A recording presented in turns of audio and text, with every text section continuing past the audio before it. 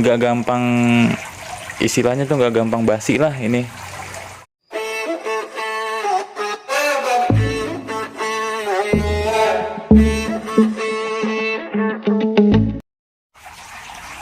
Assalamualaikum, perkenalkan nama saya Dava.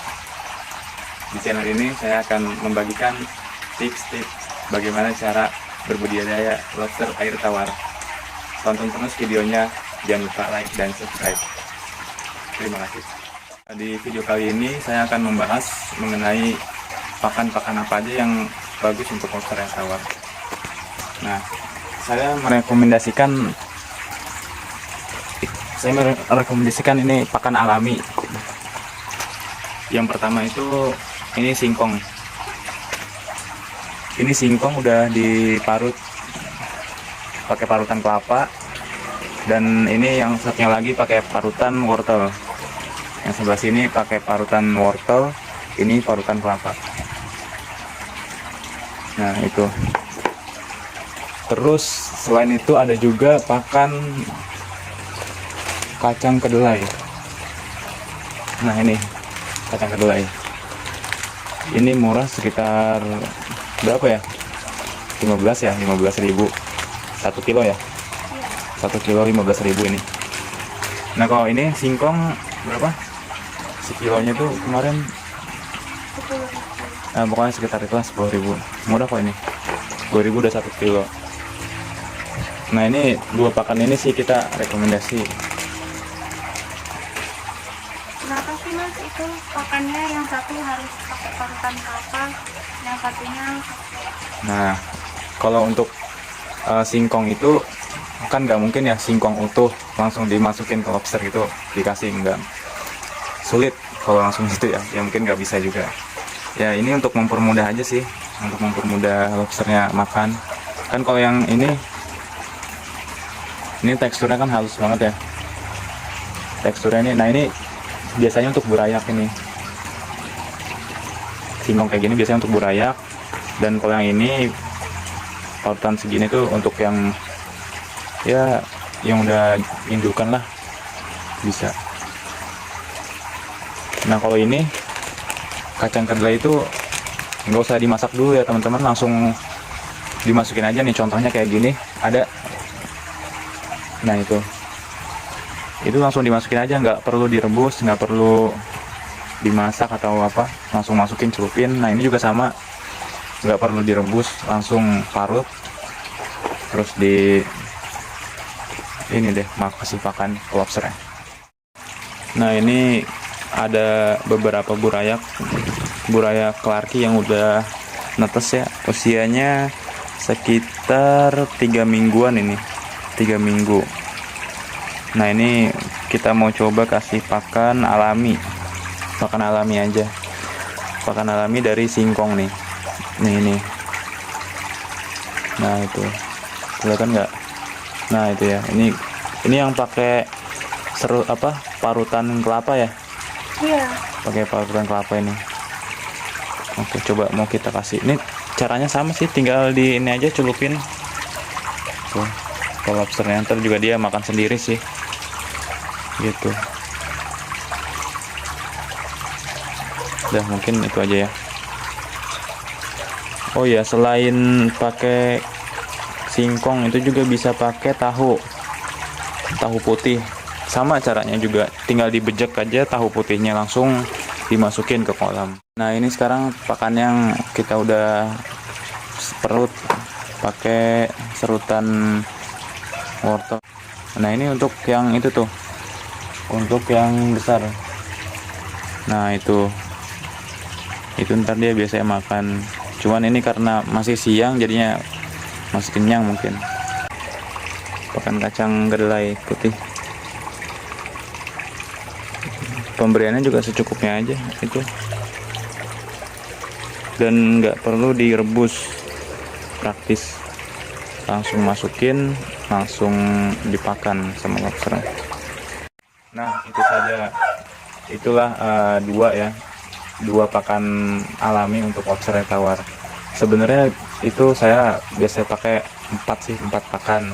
Yang pertama tadi kan ada kacang kedelai putih, kacang kedelai putih. Terus yang kedua ada tadi singkong yang udah diparut. Terus kentang juga sama kayak singkong gitu, diparut tipis juga nggak apa-apa sih, dipotong tipis-tipis.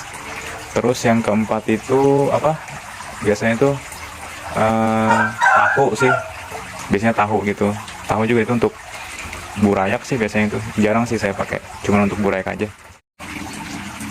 Mas, kenapa sih nggak pakai pelet buat makan lobster atau berayaknya? Untuk pelet, kalau awal-awal sih saya pernah juga pakai pelet, cuman apa ya, lobster itu kayak gampang lemes gitu, jadi kurang bisa adaptasi sama airnya.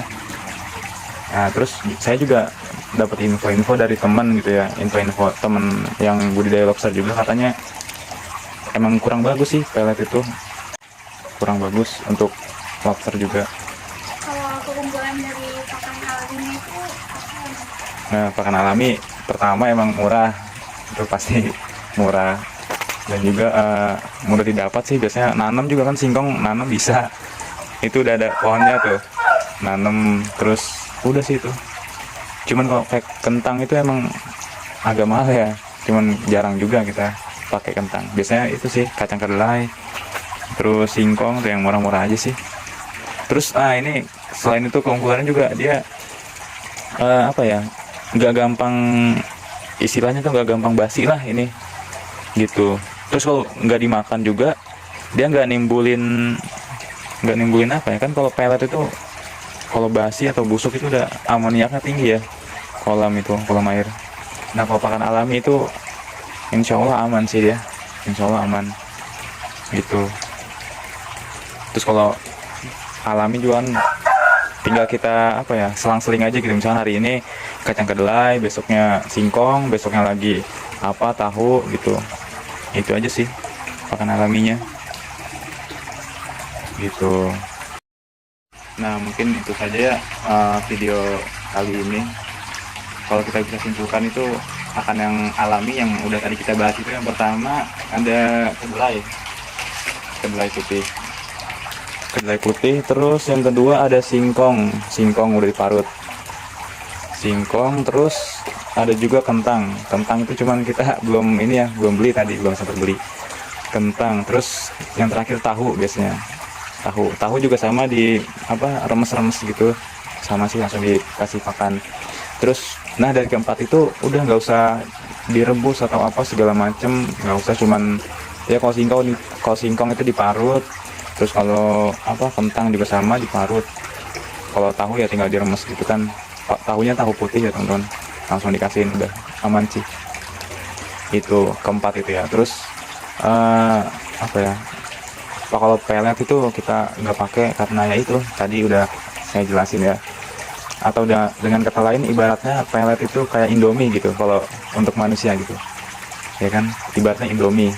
Orang kalau banyak makan Indomie kan bisa sakit ya kan, bisa usus gitu. Itu sih ya, lobster juga sama gitu, bisa sakit juga. Dan apa ya, menurut pengalaman saya sih, kalau pelet itu lobster itu jadi ini susah molting, kalau molting itu susah sih, gagal terus saya kalau pakai pelet biasanya, lebih sering gagalnya sih. Udah. Kalau untuk pakan utamanya di palingnya Mas pakai apa ya? Kalau pakan utama ya ini kedelai saya. Ini saya biasanya kedelai.